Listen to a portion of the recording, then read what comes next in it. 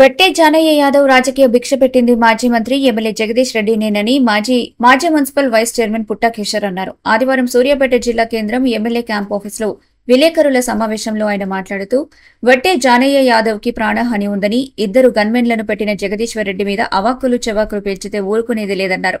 జానయ్య ఏ స్థాయి నుండి ఏ స్థాయికి ఎదిగాడో అందరికీ తెలుసని అన్నారు. పెద్ద నాయకులను దూషిస్తే తను పెద్ద నాయకుడిని అవుతానని అనుకుంటే అది పొరపాటని చెప్పారు.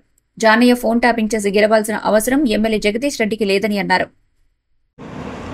పెద్ద లీడర్ అని దూషిస్తే, పెద్ద లీడర్ అని విమర్శిస్తే తాము కూడా పెద్ద లీడర్ అయిపోతాం అనే ఒక భ్రమలో ఉన్నారు. అది తప్పు అని మరి మాజీ డీసీఎంఏ చైర్మన్ వట్టే జానయ్య యాదవ్ గారు తెలుసుకుంటే మంచిది. ఎందుకంటే నిన్న ప్రెస్ మీట్ పెట్టి నాకు సిట్టు నుండి నోటీసులు వచ్చినాయని చెప్పేసి, ఏదో సిట్టు నుంచి నోటీసులు వస్తే ఏదో క్రికెట్లో వరల్డ్ కప్ గెలిచినట్టు కూర్చోబెట్టి ప్రెస్ మీట్ పెట్టి చెప్తా ఉన్నాం. గుర్తుపెట్టుకోండి, జగదీష్ రెడ్డి గారు 9.5 ఏళ్ళు పరిపాలించాడు. 9.5 ఏళ్ళు మంత్రిగా ఉన్నారు. ఇక్కడ ఏనాడైనా అసాంఘిక చర్యలకు కానీ వేరే వేరే అంశాల జోలికి కానీ ఎప్పుడు వెళ్ళలేదు.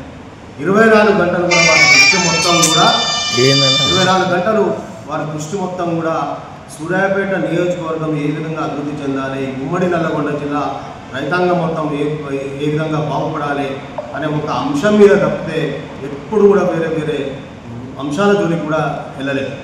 ఫోన్ ట్యాపింగ్ చేయాల్సిన అవసరం జగదీష్ రెడ్డి గారికి లేదు. ఫోన్ ట్యాపింగ్ కొంతమంది నేర చరిత్ర ఉన్నవారికి చేస్తుండొచ్చు.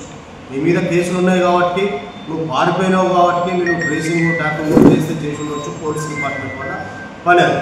అంతేగాని ఇటువంటి ట్యాపింగ్ పనులకు జగదీష్ రెడ్డి గారికి ఎటువంటి సంబంధం లేదు, గుర్తుంచుకుంటే మంచిది.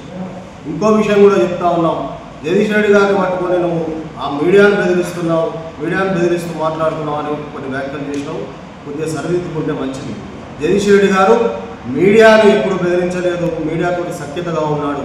కానీ తెలంగాణ ప్రత్యేక రాష్ట్ర ఆవిర్భావాన్ని ఒక విఫల ప్రయత్నంగా చూపించేటువంటి కుహన బుద్ధి ఉన్న ఒక ఆంధ్రజ్యోతి రాధాకృష్ణ గారి మీదనే మాట్లాడడం జరిగింది. ఎందుకంటే ఒక విఫలయత్నంగా చేసి తెలంగాణని ఆగం చేసే పరిస్థితి అతను తీసుకొస్తున్నాడు కాబట్టి మరి అతనికి మంచి బుద్ధి చెప్పారు.